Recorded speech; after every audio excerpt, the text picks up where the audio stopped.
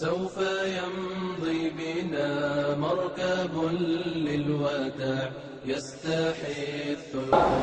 وكان الواحد منهم في كل ليلة يضع نفسه في حفرة ويقول لنفسه: هذا مثواك الأخير أيتها النفس، هذا هو مثواك الأخير أيتها النفس.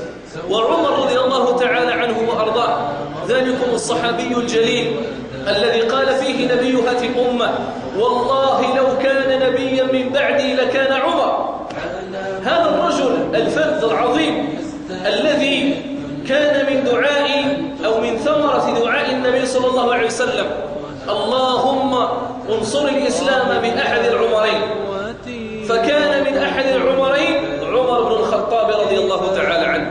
ذلكم الرجل الشجاع المقدام الذي أعز الله تعالى به الدين ونصر الله تعالى به الأمة يوم أن أسلم وخرج للناس إلى بطحاء مكة ووقف أمام الناس ونادى عليهم وقال: يا معشر قريش اعلموا أن عمر مع محمد صلى الله عليه وسلم. اعلموا أن عمر يقول لا إله إلا الله وأن محمد رسول الله. فلم يقدر أحد من صناديد قريش أن يقرب عمر لقوة عمر وشجاعة عمر وإقدام عمر ويقين عمر. من الذي جعل قلب عمر يلين للدين؟ من الذي جعل قلب عمر يفر إلى دين الله عز وجل؟ حينما سمع آيات الرحمن عز وجل تتلى بين يديه، حينما سمع آيات الرحمن تتلى بين يديه فخر جالسا، فخر خاشعا لله عز وجل. ومنذ ذلك الحين وعمر يبكيه القرآن، وعمر يبكيه القرآن. حينما يسمع القرآن ترى عمر كالطفل، ترى عمر كالطفل يبكي حينما يسمع القرآن. يوما وقف على آية في القرآن من سورة الطور: وإن عذاب ربك لواقع. وكان عمر يقرأها في القرآن الكريم، وكان عمر يقرأها في القرآن الكريم، فلم يتوانى عمر أن جلس عمر حينما سمع هذه الآية: إن عذاب ربك لواقع.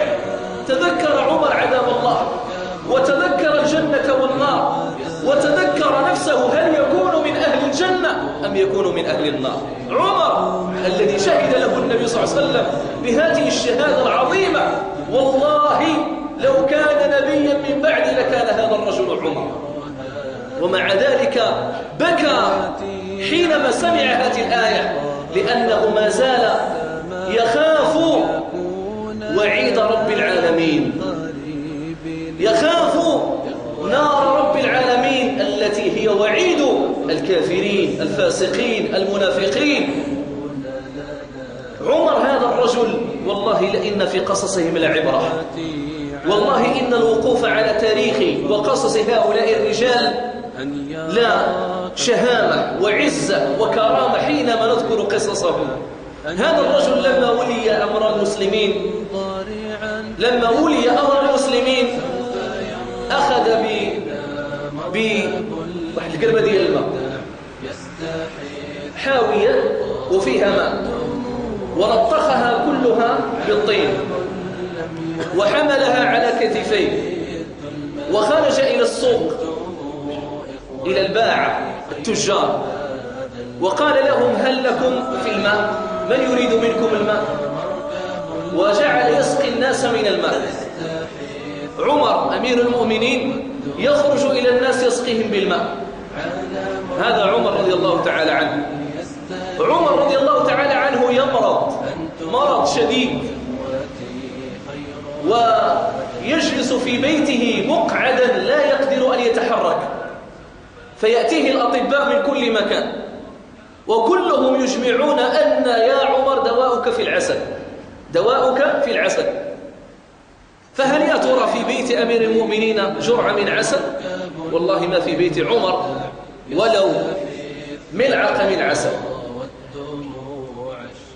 فقال له الناس: يا عمر في بيت مال المسلمين يوجد العسل.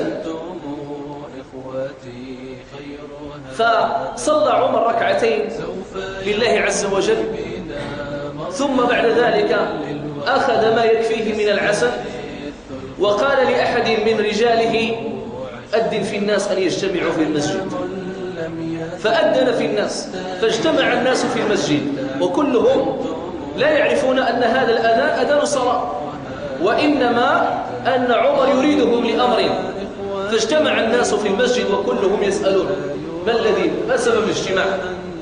فجاء عمر على عكازه وهو مريض، عليه برودة وحمى، مريض. ثم الناس بدأوا يفسحون له الطريق حتى مر عمر ووقف على منبره فحمد الله تعالى وشكره وقال: يا أيها الناس، تعلمون من حالي، وإن الطبيب قد قال لي أن دواءك يا عمر في العسل، وإني أخذت هذا العسل من بيت مال المسلمين، فإن أذنتم لي أخذتها، وإن أبيتم فهي علي حرام. هذا الرجل أيها الأحبة يستأذن المسلمين في جرعة من عسل يريدها لمرض الله. يخرج أمير المؤمنين يتفقد رعيته ويتفقد أحوال المسلمين، فيجد في بعض الطريق توجد بعض الحجارة وطريق غير معبدة وكذا، فينادي على حجابه، على المسؤولين في هذه الطريق، فيقول له: تلك الطريق الفلانية في المكان الفلاني مررت عليها وجدتها كذا وكذا وكذا وكذا، فما الذي دهاكم على إصلاحها؟ أما تعلمون أنني سوف أسأل بين يدي الله تعالى يوم القيامة، والله لو أن دابة عثرت لسئل عمر عنها يوم القيامة، لو أن دابة عثرت لسئل عمر عنها. عمر يتفقد مرة ثانية، خرج إلى فلاة إلى صحراء، فوجد راعيا شابا يرعى الغنم، فقال له يريد أن يختبره، فقال له: يا فلان، هذه ماشية، من صاحبها؟ قال: سيدي فلان. قال: أفلا تبيع لي شاة منها؟ قال: كيف أبيع لك شاة منها وهي ليست لي، وإنما أنا خادم عند سيدي أرعى هذه الغنم. قال: قل لسيدك أنها أكلها الذئب، أو أنها ماتت، أو أنها فرت، المهم دير شي حاجة. قال لي: سبحان الله، سبحان الله، كيف أقول له هذا؟ فإن كان عمر لا يراني فإن رب عمر يراني، وعمر هو الذي يكلمني. فإن كان عمر لا يراني، كانوا يخافون من حكم عمر، فإن كان عمر لا يراني فإن رب عمر يراني، فكيف أقول هذا لسيدي وهو الذي ائتمنني على هذه الماشية؟ فحمد الله تعالى عمر وقال: الحمد لله، الحمد لله، الناس بخير.